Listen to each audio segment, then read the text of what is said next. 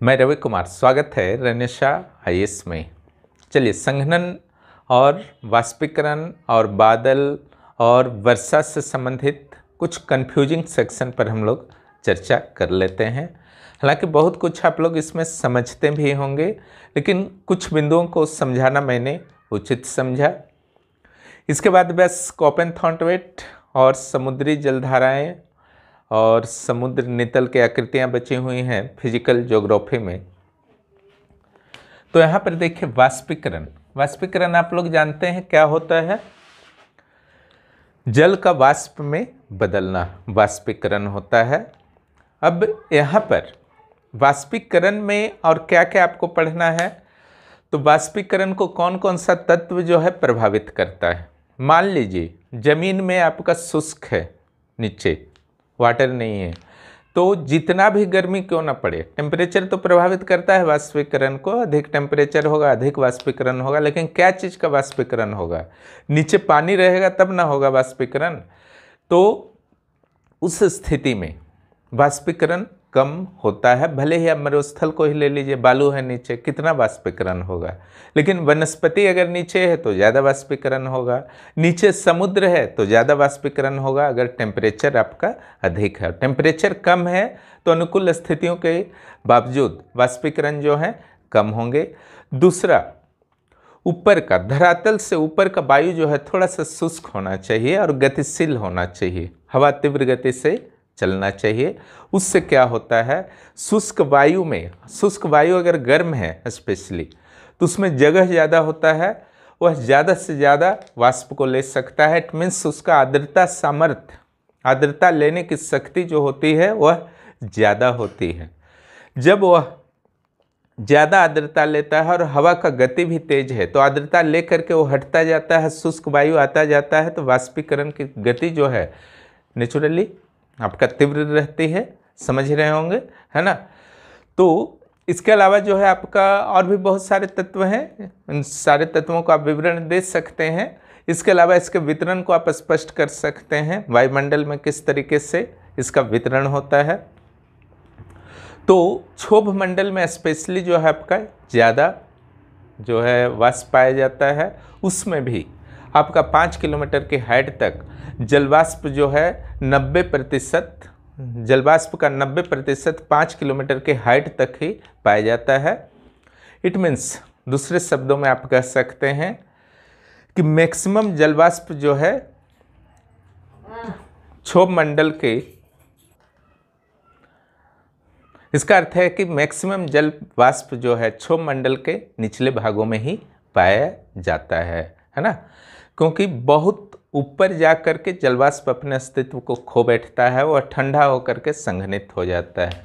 अब वाष्पीकरण का ही ठीक ऑपोजिट क्रिया जो है ना, वह है कंडेंसेशन। क्लियर। संघनन, संघनन क्या होता है? वायु जब ऊपर, ठंडा गर्म वायु जब ऊपर की ओर बढ़ती है, जब भी कोई चीज़ गर्म होता है ऊपर की ओर बढ़ता है ना। वायु जब आपका ऊपर की ओर बढ़ती है तो आपको पता है कि ऊपर की ओर जाने से तापमान में कमी आता है, सिंपल। और जब तापमान में कमी आता है, क्लियर, तब वह अपना जो उसका क्षमता है आर्द्रता रखने का, वो धीरे धीरे घटता जाता है ना। तब उसका परिणाम क्या होता है, जो गर्म वायु था, जलवाष्प के रूप में था, वो किस रूप में परिवर्तित हो जाता है? जल के रूप में, है ना, या फिर ठोस के रूप में भी परिवर्तित हो सकता है सिचुएशन के अनुसार, हिम के रूप में, है ना, पाला के रूप में, तुषार के रूप में, किसी भी रूप में जो है आपका वह फिर से चेंजिंग हो जाता है। दोनों एक दूसरे का पूरक है, संघनन और वाष्पन। क्लियर। तो संघनन और वाष्पीकरण को दोनों को आपको समझना होगा, तभी आप जो है वर्षा को समझ पाइएगा। और संघनन से ही आपका संबंध है क्लाउड। क्लियर। संघनन के अलग अलग रूपों में आपका संबंधित है, फॉग हुआ, ड्यू हुआ, ओस हुआ, है ना।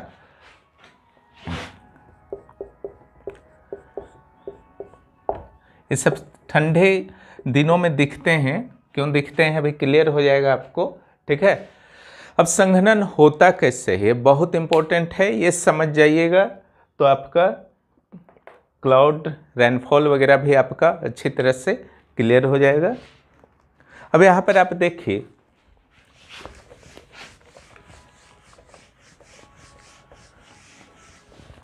पहले तो आप समझ लीजिए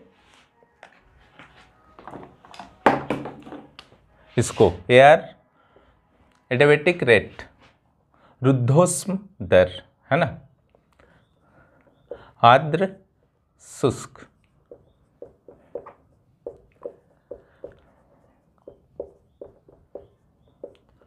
एडियाबेटिक रेट, ये 10 डिग्री सेंटीग्रेड पर 1 किलोमीटर, हर 1 किलोमीटर हाइट में 10 डिग्री, और ये 5 डिग्री सेंटीग्रेड होता है। एक आपने पढ़ा था सामान्य तापपतन दर,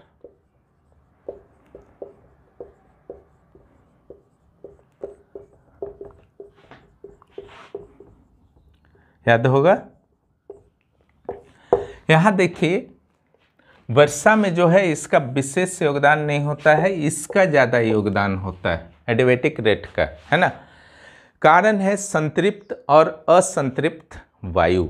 इससे थोड़ा सा और कुछ और को जान लेते हैं, ये आप समझ गए होंगे, बस अभी फिलहाल इतना याद रखें, वर्षा में ये काम देता है।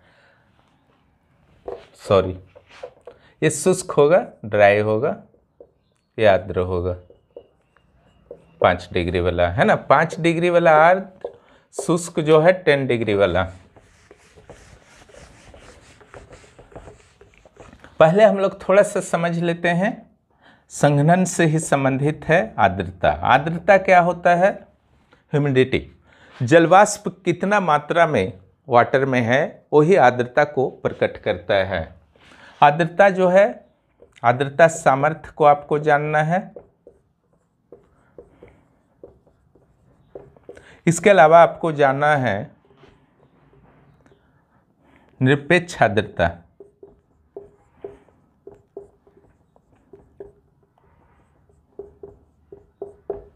इसके अलावा आपको जानना है सापेक्षिक आर्द्रता।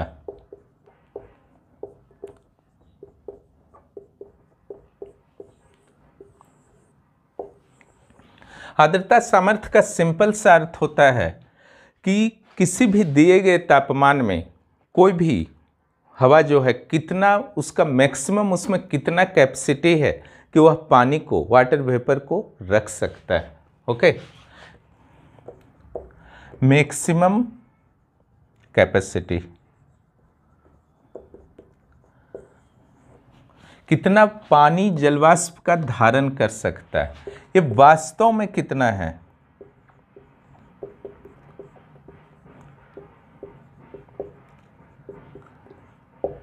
ओके, इसको जो आप एब्सोल्यूट ह्यूमिडिटी बोलते हैं। अब RH की जो रिलेटिव ह्यूमिडिटी है, सापेक्षिक आर्द्रता है, इसके संबंध में बस एक ही चीज़ याद रखिएगा कि RH जब भी 100% हो जाएगा वर्षा होना निश्चित है। अब RH क्या आपका होता है, सिंपल है RH, है ना, निरपेक्ष आर्द्रता बाई आर्द्रता सामर्थ्य,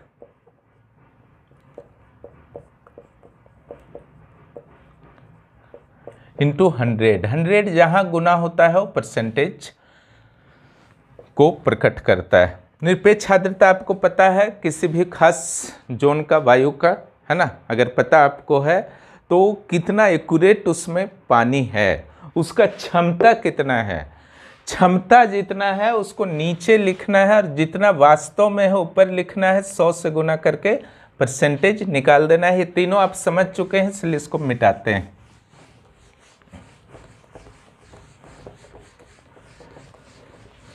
मौसम रिपोर्ट में रिलेटिव ह्यूमिडिटी को ही दिखाया जाता है, क्योंकि अपने आप में आर्द्रता सामर्थ्य को भी शामिल किए हुए है और एब्सोल्यूट ह्यूमिडिटी को भी, निरपेक्ष आर्द्रता को भी शामिल किए हुए हैं।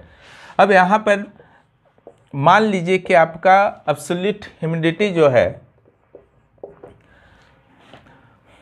एक मान लीजिए कि ये इलाका है, यहाँ पर वाष्प है कुछ,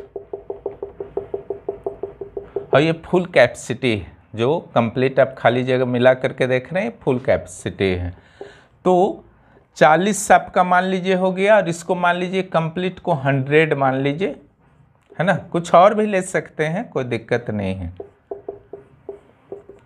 40%।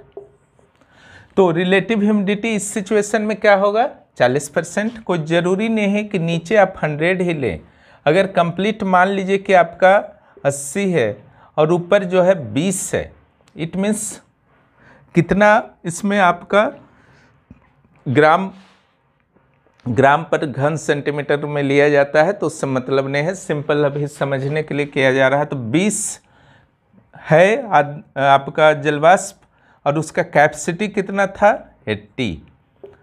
तो RH निकाल लीजिए, कैपेसिटी को नीचे लिखिए, जितना है ऊपर लिखिए।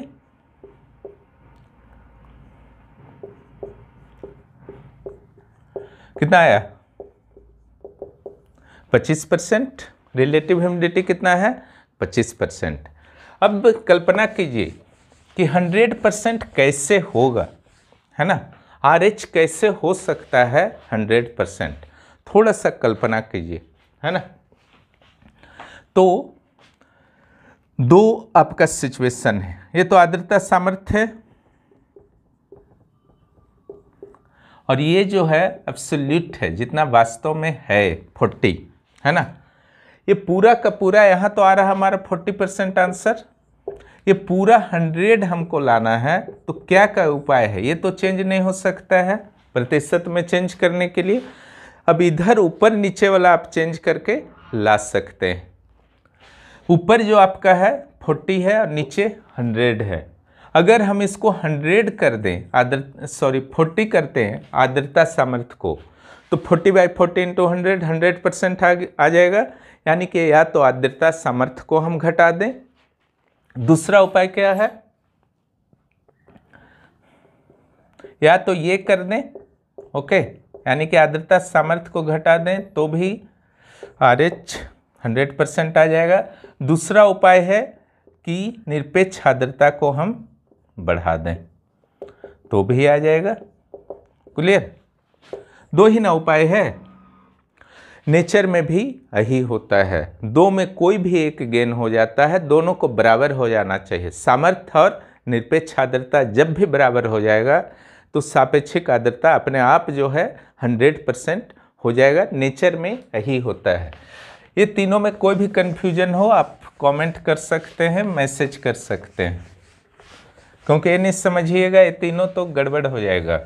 ये तीनों आपका क्लियर हो गया, है ना। अब आपका हवा है, ये है, इस पर हम विचार कर रहे हैं। कुछ उसमें एब्सोल्यूट ह्यूमिडिटी है, उसको ले करके ये ऊपर निकल रहा है, ओके। अब ऊपर दो आपको बताया गया, एक शुष्क एडियाबैटिक रेट, रुद्धोष्म ताप 10 डिग्री सेंटीग्रेड, फिर आर्द्र 5 डिग्री सेंटीग्रेड पर किलोमीटर। तो ये जैसे जैसे ऊपर जाएगा तो हर किलोमीटर में इसका टेम्परेचर कितना डाउन होगा? 10 डिग्री सेंटीग्रेड डाउन होता जाएगा, है ना। जैसे जैसे ऊपर जाएगा इसका टेम्परेचर कितना डाउन होगा? 10 डिग्री सेंटीग्रेड डाउन होगा। क्लियर? आर्द्रता सामर्थ्य और निरपेक्ष आर्द्रता बराबर होना है। निरपेक्ष आर्द्रता यहाँ पर इतना ही है, बाकी खाली है। ये जैसे ही ऊपर जाएगा ठंडा होगा, क्योंकि हर किलोमीटर में शुरू में 10 डिग्री सेंटीग्रेड जो है आपका टेम्परेचर डाउन हो रहा, तो ऊपर जाएगा ये ठंडा होगा, और ठंडा होने से क्या होता है? सिकुड़ेगा, है ना। जो खास इलाका पर हम विचार कर रहे हो क्या होगा? सिकुड़ेगा। सिकुड़ेगा तो क्या होगा? इसका आर्द्रता सामर्थ्य घटना शुरू होगा, है ना, घटना शुरू होगा। ये तो आपका फिक्स रहेगा निरपेक्ष आर्द्रता।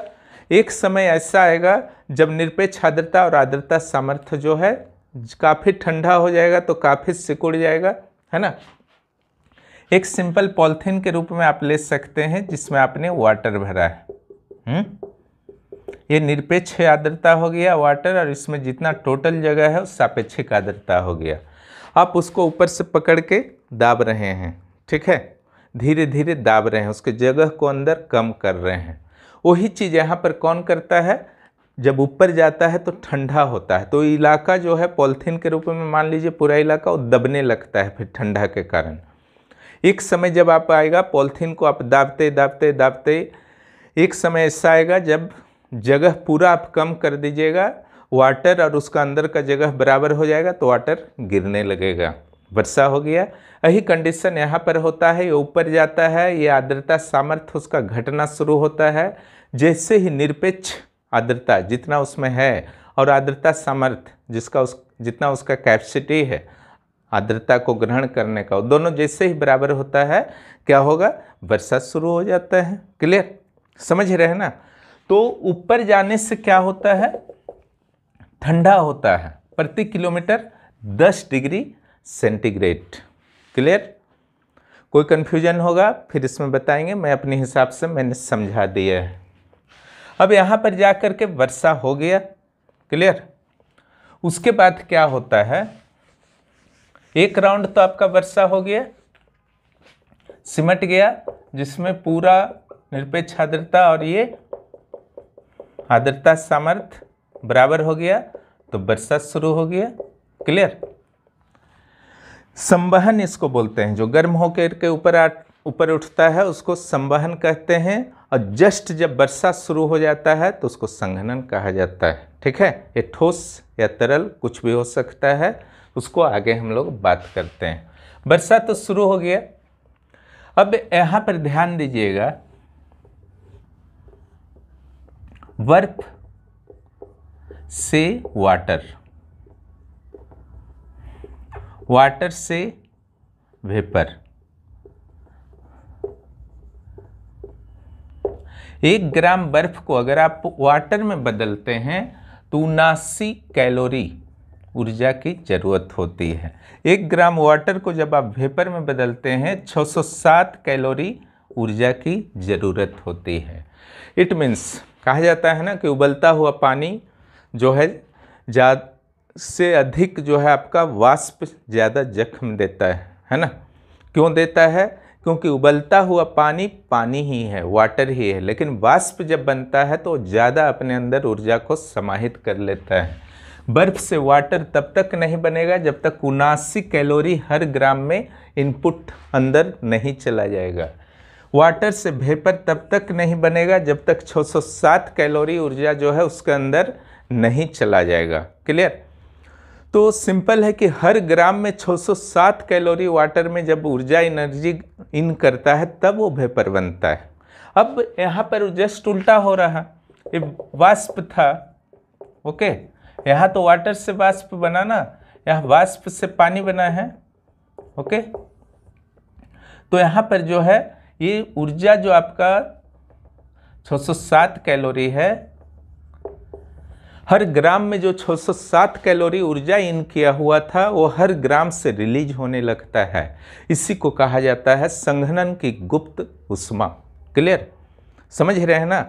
जो ऊर्जा वाष्प ने लिया था जमीन पे, वहाँ जब फिर से वो पानी में बदला, पानी में कब बदला, जब उसने 607 कैलोरी हर ग्राम वाटर से 607 कैलोरी उसने छोड़ा, एक्सेस ऊर्जा वहाँ पर रिलीज होता है। जब यहाँ पर 607 कैलोरी हर ग्राम से आपका रिलीज हो रहा, तब क्या होता है, यहाँ पर फिर से वाटर में कुछ गर्मी आ जाती है ऊर्जा रिलीज होने के कारण। ठीक है, फिर वो नए जोश के साथ कुछ वाटर का वाष्पीकरण फिर से होता है, इस एनर्जी का कारण नए जोश के साथ फिर ऊपर की ओर बढ़ता है ना। समझ रहे हैं ना। फिर से ये फर्स्ट राउंड का वर्षा हुआ, फिर नए जोश के साथ ऊपर बढ़ता है क्योंकि इससे एनर्जी मिला, है ना। अब ऊपर जब जाता है तब अब ताप पतंदर क्या होगा, तब होता है आपका वर्षा होने के बाद जो ताप पतंदर होता है वो 5 डिग्री सेंटीग्रेड पर किलोमीटर। जो फर्स्ट राउंड में आपका डाउन हुआ था 10 डिग्री सेंटीग्रेड पर किलोमीटर, सेकेंड राउंड में जो डाउन होगा टेम्परेचर वो 5 डिग्री सेंटीग्रेड पर किलोमीटर, इसी को कहते हैं आर्द्र रुद्धोष्म। ठीक है, most adiabatic rate 5 degree centigrade पर किलोमीटर, यानी कि इसके अपेक्षा वहाँ पर कम स्पीड से आपका टेम्परेचर डाउन होता है। लेकिन डाउन होता है फिर से, चूँकि डाउन तो हो रहा है टेम्परेचर, ऊपर जाके फिर से एक बार संघनन होता है, फिर वर्षा होता है एक बार, उस सेकेंड राउंड का वर्षा होता है।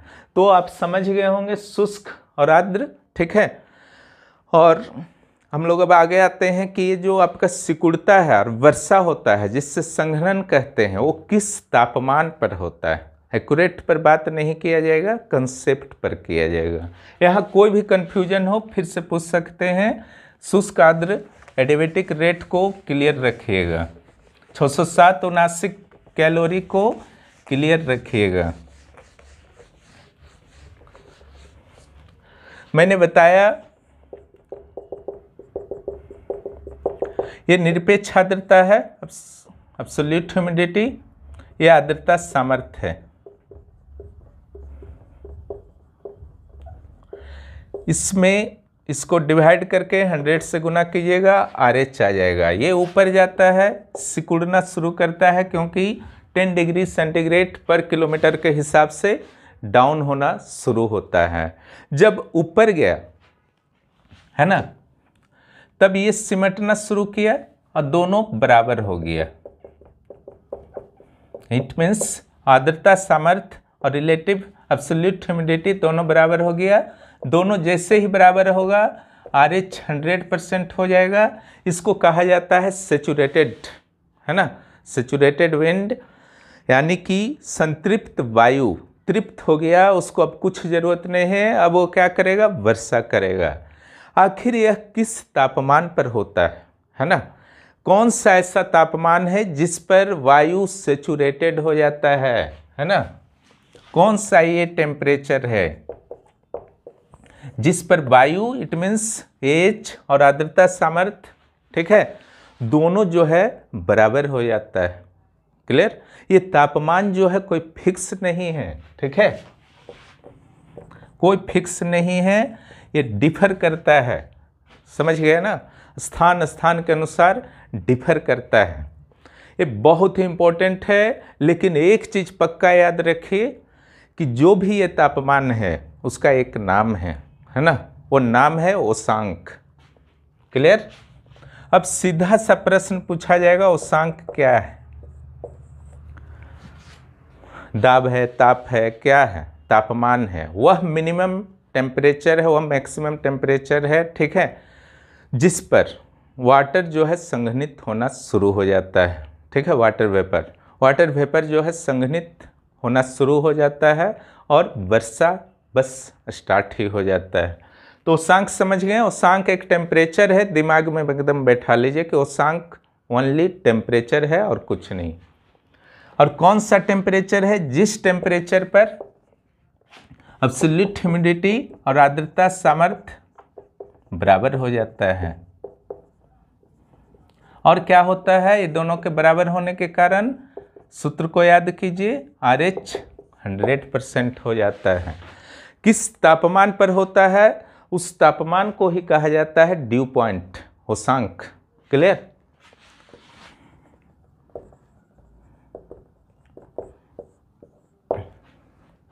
अभी मैंने बताया उष्मांक के बारे में थोड़ा और जान लीजिए, क्योंकि आपके सिलेबस में भी है।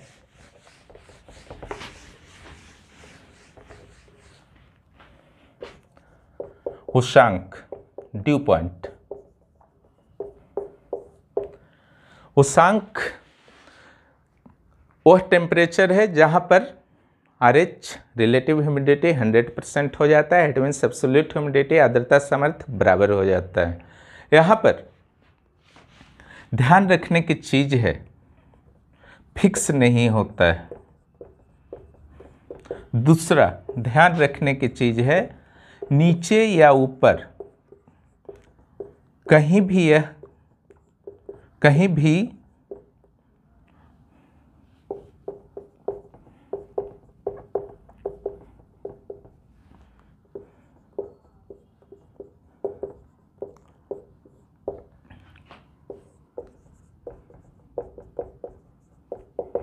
नीचे या ऊपर ये कहीं भी संभव है, फिक्स नहीं है ना। लेकिन वाटर को तो ठंडा कर रहा है ना। टेम्परेचर ऐसा नहीं कि 100 डिग्री होगा, ये तो पक्का है कि इतना ज़्यादा नहीं होगा। तो फिक्स नहीं है, इट मीन्स दो सिचुएशन आता है कि 0 डिग्री से कम, 0 डिग्री से अधिक। अगर कोई भी वायु ऐसे तापमान पर संतृप्त हो जाता है, ऊपर जाकर ठंडा होता है, सिंपल सा चीज है, नीचे भी ठंडा हो सकता है। सेकंड पॉइंट को ध्यान दीजिए, नीचे भी ठंडा हो सकता है, ऊपर जाकर भी ठंडा। जब ठंडा होगा RH 100% होगा, और नीचे हो जाए ऊपर हो जाए, उस समय वर्षा होगा, ये 1000% कन्फर्म है। नीचे ऊपर से मतलब नहीं है, जहां पर भी ये चीज गेन हो गया, उषांक मिल गया, तो आपका वर्षा होना एकदम अवश्यंभावी है। और यहाँ पर आपका उषांक हो सकता है कि वह 0 डिग्री से कम पर ही वायु संतृप्त हो गया हो, है ना।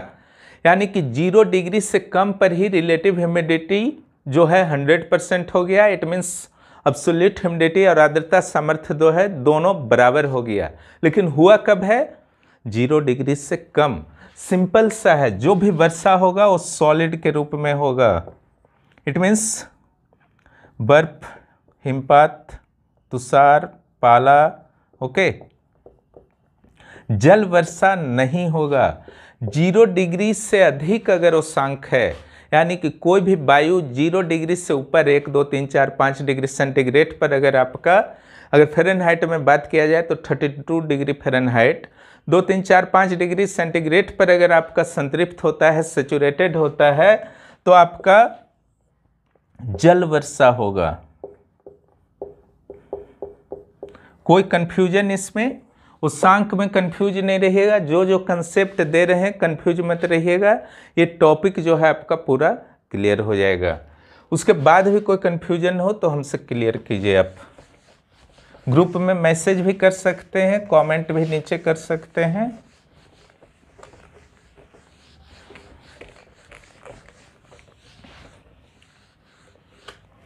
अब आते हैं हम लोग फॉग पर। समझ गए संघनन क्या होता है, उषांक से इसका कैसे रिलेशन है, और अलग अलग जो आर्द्रता के मापन है ना, RH आर्द्रता सामर्थ्य, उसके साथ क्या रिलेशन है, पूरा क्लियर मैंने कर दिया है।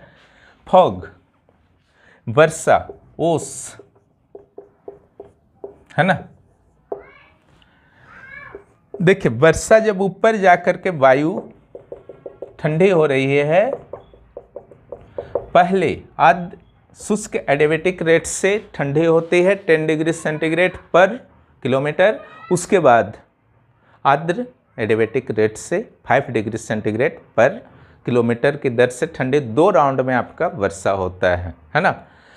चूँकि एनर्जी का निष्कासन होता है, इसलिए संभव होता है कि एक राउंड और ऊपर जाकर के फिर वर्षा करता है। तो ऊपर जाकर ठंडा हुआ, वर्षा हुआ। लेकिन कभी कभी क्या होता है, आपने तापीय प्रतिलोमन में पढ़ा,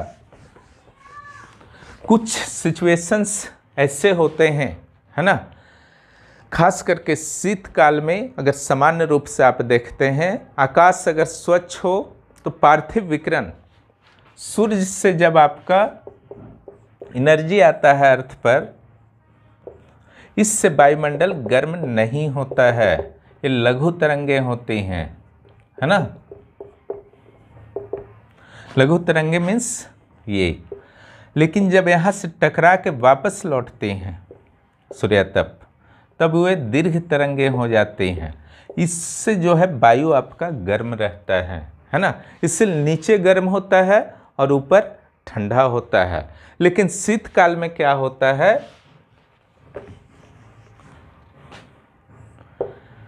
यहाँ से जो एनर्जी आता है, सूर्यातप आता है, यहाँ आकाश अगर स्वच्छ हो, रात भर ठंड के कारण एक्सेस विकिरण होता है, आकाश अगर स्वच्छ है सीधे अंतरिक्ष को चला जाता है या ऊपरी वायुमंडल तक चला जाता है, निचली वायुमंडल को ज़्यादा गर्म नहीं कर पाता है। तो होता क्या है, जो सामान्य रूप से आपने ट्रोपोस्फेयर क्षोभ मंडल में देखा कि नीचे जो आपका होता है वो गर्म होता है, ऊपर ठंडा होता है, लेकिन यहाँ पर कुछ दूरी तक नीचे ठंडा होता है, ऊपर गर्म होता है, फिर नॉर्मल चलता है नियम के अनुसार, है ना। तो इसको कहा जाता है इन्वर्सन ऑफ टेम्परेचर, ताप व्युत्क्रम कहा जाता है। तो इस सिचुएशन में नीचे जो है ठंडा हो जाता है, ऊपर गर्म हो जाता है ना। तो इस कंडीशन में क्या हुआ, गर्म वायु अगर ऊपर का जो है, ठीक है, यहाँ गर्म वायु है, नीचे ठंडी वायु है, तो ये सेक्शन जो है आखिर वर्षा के लिए, मैंने बार बार बताया कि ऊपर उठ करके क्यों जाता है, क्योंकि वो गर्म रहता है। ऊपर जाके क्या ऐसा होता है कि वर्षा हो जाता है, ठंडा होता है, आर्द्रता सामर्थ्य डाउन होता है, ठीक है, इसीलिए वर्षा होता है। अब अगर नीचे ही हम ठंडा कर देते हैं गर्म वायु को, इसमें आर्द्रता भी है मान लीजिए, ठीक है, जितना भी आर्द्रता है इसको हम नीचे ही ठंडा कर देते हैं, तो जो बादल ऊपर बनता है वो नीचे ही बन जाएगा, उसी को फॉग कहते हैं, ठीक है। अब वो 330 मीटर से अगर होगा कम तो घना कोहरा होगा, कोहरा हो गया, ज़्यादा होगा दृश्यता विजिबिलिटी तो आपका कुहासा हो गया, ठीक है। तो कोहरा कुहासा ही था, यही कोहरा कुहासा जो है आपका जब ऊपर आपका इसी तरीके से बनता है तो बादल कहलाता है। क्लाउड्स का जो है 3 प्रमुख प्रकार है और 10 जो है गौण प्रकार के हैं, सेकेंडरी टाइप्स के हैं। इसमें स्पेशली ध्यान रखिएगा जो चक्रवात में काम आता है, साइरोस्टेटस, चक्रवात आने से पहले वो दिखता है साइरोस्टेटस, वो चक्रवात के आगमन का सूचक होता है। उसके अलावा जिससे वर्षा होता है तो उसमें है अल्टोस्ट्रेटस, निम्बोस्ट्रेटस और क्यूमुलोनिम्बस, कपासी वर्षा मेघ।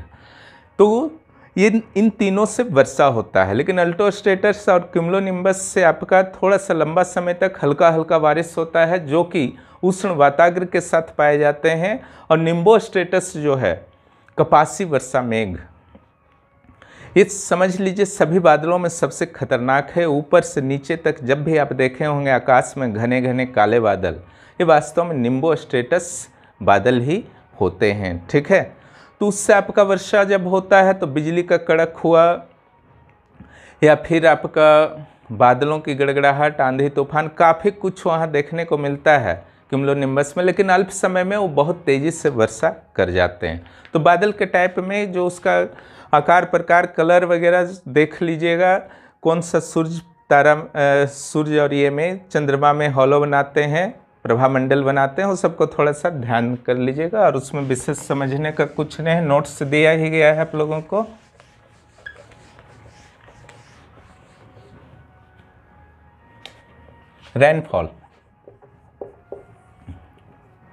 रेनफॉल के बारे में सब कुछ हम लोग बात कर ही लिए हैं, विशेष कुछ नहीं बचा हुआ है।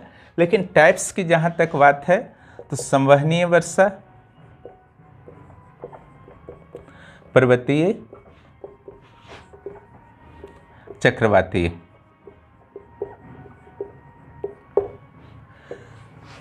इसमें बस विषुवतीय क्षेत्र में आपका विशेष रूप से होता है 0 डिग्री के आसपास, गर्म हुआ 2-3 बजे तक गर्म हो जाता है, ऊपर उठता है हवा, बाकी वही आर्द्र और शुष्क एडियाबेटिक रेट वगैरह जो है उसी को कंसेप्ट को क्लियर रखना है। ऊपर उठा, ठंडा हुआ, आर्द्र, फिर शुष्क पहले, फिर आर्द्र वाले से एडियाबेटिक रेट से, और फिर वर्षा हो गया, वही है आपका संवहनीय वर्षा। इसमें जो है बहुत तीव्र वर्षा होता है संवहनीय वर्षा में, विषुवतीय क्षेत्र में खास करके, जिसके कारण वहाँ अपर्दन की समस्या पाई जाती है। एक साथ जब एक बाल्टी अब पानी उझल दीजिएगा तो वहाँ पर मिट्टी तो बह ही जाएगा, और धीरे धीरे वही डालिएगा बूंद बूंद करके तो मिट्टी नहीं बहेगा। वही हाल यहाँ होता है, एक साथ 1 घंटा में पूरा इतना ज़्यादा बारिश हो जाता है विषुवतीय क्षेत्र में, तो अपर्दन की समस्या होता है। हालांकि घने वनस्पति भी पाए जाते हैं, और 4 बजे तक मौसम जो है साफ हो जाता है। तो ये सब विवरण दे देना है। पर्वतीय संवहनीय लगभग सब मिक्स ही है, यहाँ बस पर्वत एक आधार के रूप में होता है, उसको सहारा लेकर के गर्म हवा जो जैसे हिमालय पर चढ़ा करते हैं, है ना। तो अधिकांश तो आपका पर्वतीय ही होता है, कहीं कहीं खुद से हवाएं उठती हैं, अन्यथा पर्वत एक अच्छा माध्यम हो जाता है गर्म और आर्द्र हवाओं के ऊपर उठने का। भारत में अच्छा खासा मानसूनी जो है हवाएं चक्रवाती भी माना जाता है, पर्वतीय भी माना जाता है। तो पर्वत का सहारा लेकर के वह ऊपर उठती हैं, ठीक है। तो फिर वही शुष्क एडियाबैटिक रेट और फिर आर्द्र 10 डिग्री से पहले ठंडा होता है, फिर आपका 5 डिग्री सेंटीग्रेड से ठंडा होता है। तो यही आपका पर्वतीय वर्षा हुआ। अब उसका अलग अलग कंडीशंस होता है। अगर पर्वत आपका ऐसे है और हवा सीधा टकरा रही तब वर्षा का संभावना है। अब अगर ऐसे निकल जाएगी जैसे अरावली के समांतर निकल जाते हैं तो वर्षा का संभावना कम है। पश्चिमी घाट आपका ऐसे है और इधर से आपका आ रहा है तो टकराता है, इसलिए आपका होता है। हिमालय आपका इससे इधर से जाकर टकराया, इसलिए आपका वर्षा हो रहा है। लेकिन अगर समानांतर निकल जाएगा हवा तो वर्षा की संभावना नहीं है। इसके अलावा कहा जाता है कि समुद्र से कितना दूर है पर्वत। अगर पर्वत जो है समुद्र के समीप है तो कम हाइट भी है तो हवाएं जो हैं आकर के टकराती हैं और वर्षा होने की अच्छी खासी संभावना रहती है। लेकिन अगर दूर है समुद्र से, हाइट जो है थोड़ा ज़्यादा ऊंचा होना चाहिए, ठीक है। इसके अलावा जो भी और भी विशेषताएं हैं वो सिंपल है। पर्वत के जो समीप रहेंगे उन शहरों में ज़्यादा वर्षा होंगी, दूर जो रहेंगे वहाँ पर कम वर्षा होंगी। यही सब आपको पढ़ना है पर्वतीय वर्षा में। उसकी विशेषताओं को देख लीजिएगा। और जब काफ़ी ऊंचे पर्वत होते हैं तो एक सीमा होता है आर्द्रता का भी। यहाँ जाते जाते सारा वर्षा हो गया, उसके बाद वर्षा जो है घटने लगता है। क्लियर? यानी कि एक सीमा आता है जहाँ पर अधिकतम वर्षा होता है, उसको वर्षा रेखा कहा जाता है। उसके अलावा अगर पर्वत जो है आपका बहुत ज़्यादा ऊंचा नहीं है तो पीछे में भी थोड़ा बहुत अच्छा खासा वर्षा हो जाता है, क्योंकि क्रॉस कर जाता है। अब पर्वत अगर ऊंचा है तो इस साइड तो काफ़ी वर्षा होगा, लेकिन उसके अपोजिट में जो है काफ़ी कम वर्षा होगा, है ना। तो इसे विंडवार्ड साइड बोलेंगे, जिधर से हवा टकराई आर्द्र हवा और जिधर पार हुई शुष्क होकर के उसको लीवार्ड साइड बोलेंगे। यही कारण है कि मंगलौर में आपका 200 सेंटीमीटर से अधिक वर्षा होता है, ठीक है, क्योंकि मंगलौर जो है कोस्ट में है। जब इधर से हवा आती है तो बंगलोर में जो है आपका लगभग 50 सेंटीमीटर ही हो पाता है, ठीक है। तो ये सब कुछ कुछ देना है। और चक्रवातीय वर्षा का जहाँ तक बात है तो इसमें आपको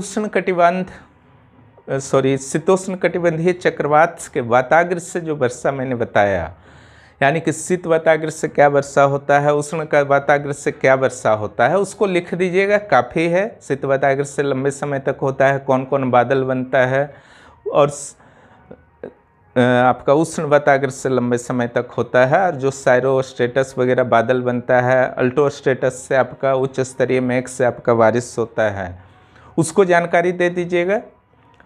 और शीत वाताग्र में बता दीजिएगा कि शीत हवाएं जो हैं उष्ण हवाओं को तेज़ी से उठा देती हैं, तो तेज़ी से वो ठंडी होती हैं, उनका रिलेटिव जो आपका ह्यूमिडिटी है वो जल्दी से 100% हो जाता है।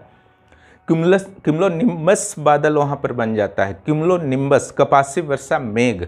तो कपासी वर्षा मेघ इट मीन्स बादलों की गड़गड़ाहट हुआ, बिजली की चमक हुआ, तीव्र वर्षा कम समय में, है ना। तो शीत वाताग्र और उष्ण वाताग्र वाला विवरण दे दीजिएगा, पहले शीतोष्ण चक्रवात का, उसके बाद उष्ण कटिबंधीय चक्रवात का विवरण दे दीजिएगा, है ना, कि किस तरीके से ग्रीष्म काल में इन चक्रवातों से मानसून में भी सपोर्ट करता है वर्षा होने में। तो दोनों से मौसम को केवल जो मैंने बताया है पहले, उष्ण कटिबंधीय चक्रवात और शीतोष्ण कटिबंधीय चक्रवात, केवल मौसम का आप विवरण दे देंगे तो काफ़ी है ना।